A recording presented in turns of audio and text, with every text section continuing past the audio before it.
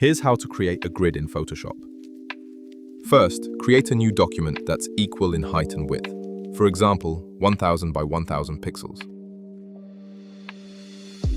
Next, add rulers through the middle of the document, both horizontally and vertically. Make sure you place them precisely in the center. If you don't see the rulers, go to View and click on Rulers. Now select the Shape tool and switch it to the Line tool. Draw a line along one of your rulers. Repeat this for the other ruler to form a cross in the center. Once that's done, hide the background layer so you're only left with the lines. Then go up to Edit and choose Define Pattern. Give your pattern a name and click OK. Now open the document where you want to place your grid. Go to Layer, New Fill Layer, Pattern. When the pop-up appears, just click OK. In the Pattern Fill window, select the grid you just created.